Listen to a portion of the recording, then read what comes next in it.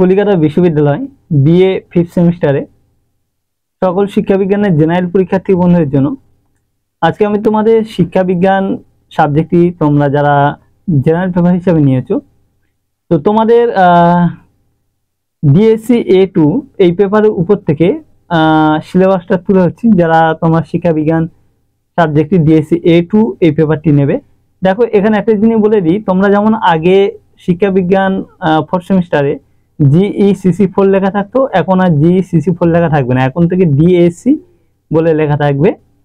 তো DSC A2 আছে, 1 আছে, এরকম ভাগ থাকে। তো তোমাদের ডিএসসি A2 এই পেপারটাই সহজ, তো এই জন্য এই পেপারটা সবাইকে নেওয়ার জন্য আমি অন্তত বলবো তোমরা এই পেপারটা নেওয়ার চেষ্টা করো। এই পেপারটা হচ্ছে তোমাদের কিন্তু প্রশ্ন খুব সোজা হয়। তো যাই হোক, জেনারেল কোর্সে ডিএসসি A2 পেপার, এই পেপারটা নিয়ে যারা পড়বে তাদের জন্য যে সিলেবাসটা তোমাদেরকে পড়তে হবে সেটাই তুলে ধরবো। পেপারের নাম দেয়া থাকবে মহান শিক্ষাবিদে শিক্ষা চিন্তা, অর্থাৎ educational thought of great educators. তো এই হচ্ছে আমাদের পেপারের নাম, ঠিক আছে। ডিএসসি A2 যে পেপারটা থাকবে সেটা নাম হচ্ছে মহান শিক্ষাবিদে শিক্ষা চিন্তা, বা যেটা বললাম educational thought of great educator.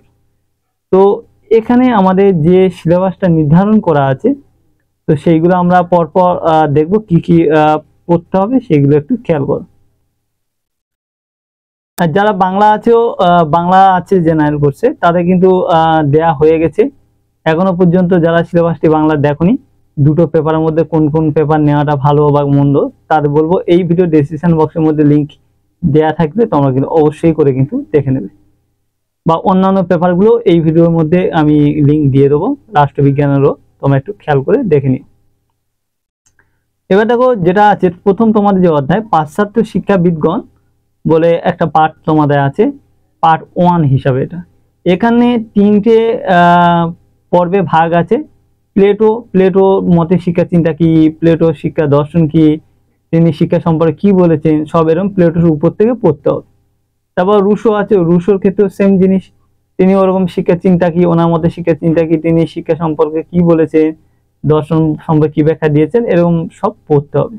তারপরে আছে মন্তেশ্বরী, অর্থাৎ পাশ্চাত্য শিক্ষাবিদগণ পার্ট 1 এর মধ্যে প্লেটো, রুশো আর মন্তেশ্বরী তিনটে সম্পর্কে, মানে এই তিনজনের সম্পর্কে তোমাদেরকে পড়তে হবে। তারপরে আছে পাশ্চাত্য শিক্ষাবিদগণ পার্ট 2, এখানে সেম ওরকম তিনজনের সম্পর্কে পড়তে হবে। পেস্টালসি সম্পর্কে জানবে, হ্যাঁ, জন ডিউই ওনার সম্পর্কে শিক্ষা দর্শন কি বলেছেন, শিক্ষা সম্পর্কিত ওনার কি মতামত বা কি কি বলেছেন, লক্ষ্য কি হওয়া উচিত, সেগুলো সব এখানে দেয়া আছে, সেটা পড়বে।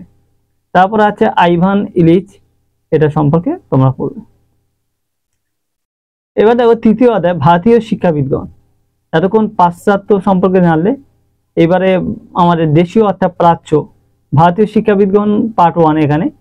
তো এখানে আমাদের কাদের কাদের সম্পর্কে পড়তে হবে, দেখো বিবেকানন্দ, রবীন্দ্রনাথ ঠাকুর আর গান্ধীজি, তিনজন ওনারা কি শিক্ষা সম্পর্কে বলে গেছেন সেগুলো আমরা জানবো। চতুর্থ অধ্যায় থেকে দেখো ভারতীয় শিক্ষাবিদগণ পার্ট 2, এখানেও আমরা তিনজনের সম্পর্কে জানবো। সর্বপল্লী রাধাকৃষ্ণন, বেগম রোকেয়া আর ভগিনী নিবেদিতা। এই হচ্ছে ভাগ এইভাবে করা আছে, এবং এইগুলো সম্পর্কে পড়তে হবে।